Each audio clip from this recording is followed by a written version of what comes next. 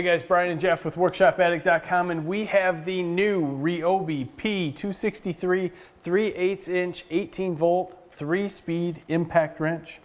This guy is a hog ring, so for us mechanics, easy on, easy off with the socket. Tip it over and it doesn't fall off. It's pretty good actually. You know, this is $79-ish, going to be bare tool. The 3-speed is nice on something small like a 3/8 inch impact, and I've said it in almost every impact review that we do that's 3/8. It's not my case. I'd rather have a quarter or I'd rather have a half. Yeah, it's kind of the in-between, but for the guys that, you know, do it yourself around the home that need something, this would probably take care of what they need. Lug nuts are the biggest thing that gets you with this. It's 150 foot-pounds. So if you have, let's just be real.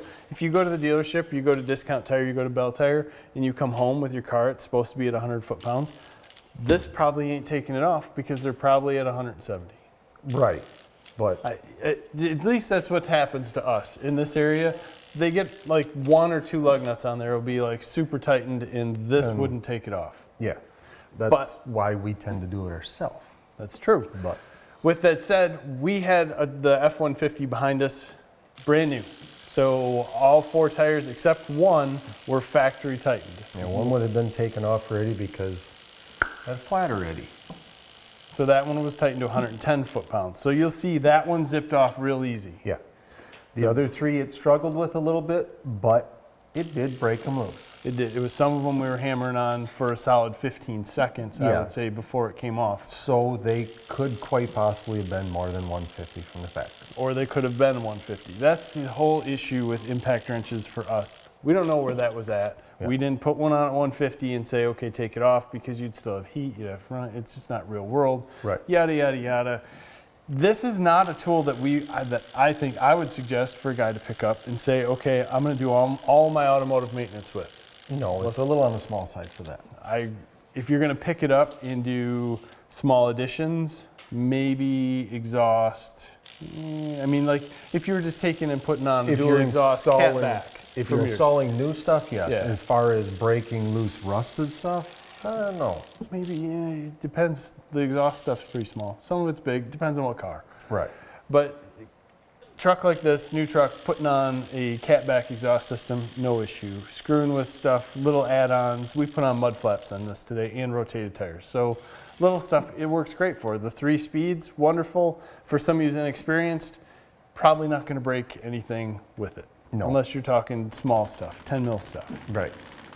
So the 3 speeds is neat because this is sort of, to me, impact driver-ish style. We're talking 150 foot-pounds, 3,400 impacts per minute. At speed 3, it's 0 to 3,200 RPM. Speed 2, 0 to 2,500 RPM. And speed 1, 0 to 1,700 RPM. And the fact that they have a little magnet down in front tells me that maybe this front could have had an impact driver on it at one time. It's hard to say. I mean, that's a lot of IPM for an impact wrench. Usually they're a little lower. Either way, it works. If you're looking for an affordable RYOBI unit, we had the 6 amp hour battery on it. It doesn't matter. It's not brushless. There's only 2 contacts in the bottom. Can't take advantage of or anything else of that higher, you know, I think high the performance 6 amp hour battery kind of overkill for this. Kind of the battery looks bigger than the tool itself. The tool is nice. It's 2.6 pounds, so it is small. Yeah, it's small. You get into tight places with it. It's a little long, but it worked. For 3/8, I don't think it's that long. I mean, you pull out the Milwaukee 1/2 inch and it's the mid torque, it's about the same. Yeah. So, you know, you could see it smaller, could see it bigger. For the cost of value, if you're in the market for 3/8, I like it. And you already have the RYOBI line, it would be a great addition to it. But there again, I go back to, everybody asks us, what would I, you know, what should I get if I'm doing this? What should I get if I'm doing that? This is a toss-up. I'd really like to see RYOBI come out with ratchets. Yes. Because I would take a 60 foot-pound 3/8 ratchet over this. Mm-hmm.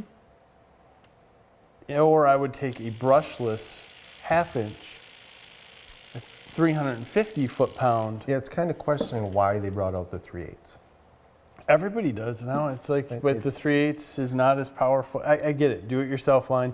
Don't make it too powerful so you're not stamping a bunch of bolts. I mean, the guys that are working on motorcycles, side-by-side stuff like that, it's probably really handy.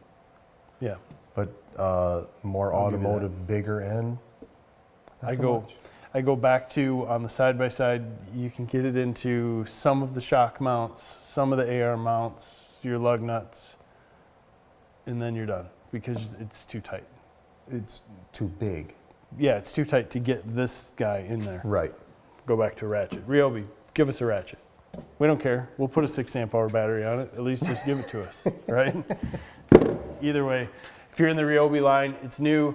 If you want just more mechanics tools, it's out there. If you got small jobs, it's great for that. Other than that, man, give us a like, give us your comments, subscribe to the channel, hit that little bell for notifications. Have a great day.